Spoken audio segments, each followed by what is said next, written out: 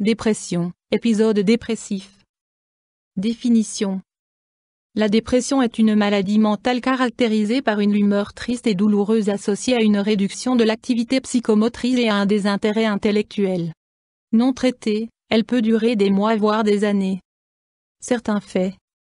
Les dépressions surviennent chez les personnes issues de toutes les classes sociales, toutes les cultures et toutes les nationalités. Au moins 20% des personnes subissent au minimum une fois dans leur vie un épisode dépressif. Les femmes en sont 2 fois plus touchées que les hommes. Les enfants peuvent également être atteints de dépression. Seule la moitié de toutes les dépressions sont diagnostiquées. Environ 10% des personnes dépressives se suicident. La dépression ne doit pas être confondue avec les baisses de morale et les simples déceptions, qui sont considérées comme des réponses émotionnelles normales au même titre que la douleur et la tristesse. Ces réponses émotionnelles n'ont rien de pathologique, tant qu'elles n'atteignent pas des extrêmes. Formes. Les dépressions se divisent en différentes formes et en divers degrés de gravité.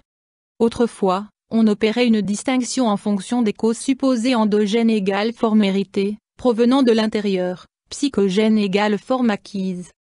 Aujourd'hui, on se base moins sur les causes et on classifie plutôt les dépressions en fonction de leur tableau clinique. Épisode dépressif. Troubles dépressifs récurrents. Humeur dépressive persistante. Forme spécifique. Dépression hivernale, aussi appelée dépression saisonnière. Cette forme survient exclusivement durant les mois d'automne et d'hiver, et disparaît spontanément pour laisser s'installer un été placé sous le signe de l'insouciance. Un manque de lumière lié à la saison pourrait en être la cause, ce qui est actuellement en discussion. En cas de dépression hivernale, la luminothérapie s'avère particulièrement efficace. Cette forme se caractérise principalement par un besoin accru de sommeil, une grande faim et une prise de poids. Dépression du postpartum, aussi appelée dépression postnatale. Cette forme peut survenir en raison des modifications hormonales intervenant durant la grossesse. Généralement, elle disparaît à nouveau spontanément avec la normalisation des taux hormonaux. Cause. Pour la dépression, on suppose qu'elle repose sur un manque de certains neurotransmetteurs, sérotonine et noradrénaline, au niveau du cerveau. Les causes de ce phénomène sont inconnues mais il est vraisemblable qu'une prédisposition génétique joue un rôle. Des événements pesants de la vie, d'une durée plus ou moins longue, peuvent par exemple engendrer un épisode dépressif. Troubles, symptômes. Les symptômes d'une dépression mettent généralement des semaines voire des mois à se développer, mais parfois ils peuvent également se manifester très rapidement, en quelques heures ou jours. Beaucoup de patients sont concentrés sur leurs symptômes physiques et ils soupçonnent uniquement des causes physiques à l'origine de leurs problèmes. Souvent, les sujets dépressifs ne se sentent pas malades, mais se considèrent plutôt comme des ratés. Les signes physiques et psychiques sont multiples et pas toujours évidents à reconnaître. Symptômes les plus fréquents. Manque d'entrain. Absence de joie de vivre. Vide intérieur et tristesse. Agitation interne et troubles du sommeil. Faible estime de soi, sentiment d'infériorité. Baisse de concentration. Indécision. Sentiment de culpabilité, reproche à soi-même. Indifférence. Isolement de l'extérieur. Troubles anxieux. Troubles de la pensée est ralentie et généralement axée sur un seul sujet, et notamment la gravité et l'absence de perspective de la situation actuelle. Perte d'appétit associée à une perte de poids ou grand appétit associé à une prise de poids. Symptômes physiques. Idées suicidaires. Examen, diagnostic. Un entretien détaillé avec un spécialiste, médecin ou psychothérapeute, permet de poser le diagnostic. À ce jour, il n'existe encore aucun test capable de confirmer définitivement une dépression. Des tests spécifiques permettent toutefois de mettre le médecin sur la piste d'une maladie dépressive. Le médecin prescrit également une analyse sanguine et une tomodensitométrie pour exclure d'autres causes potentielles de dépression, hypoglycémie, carence en vitamine B12, hypothyroïdie ou démence. Certains médicaments peuvent également induire des symptômes dépressifs. Options thérapeutiques. En règle générale, les dépressions peuvent faire l'objet d'une prise en charge thérapeutique. Le type de traitement dépend avant tout de la gravité de la maladie, mais aussi des souhaits du patient. En cas de risque de suicide, intention de se suicider, l'hospitalisation est indispensable. Dans les cas moins graves, Le patient peut également être traité à domicile. Mesures thérapeutiques. Médicaments. Phytothérapie. Psychothérapie. Privation de sommeil. Électrochoc. Luminothérapie. Forme de dépression et possibilités thérapeutiques. En cas de dépression légère, souvent, des méthodes de psychothérapie que pratiquées à domicile sont suffisantes. Si nécessaire, un traitement médicamenteux est instauré. En cas de dépression modérée, traitement médicamenteux associé à une psychothérapie. Le traitement peut généralement s'effectuer à domicile.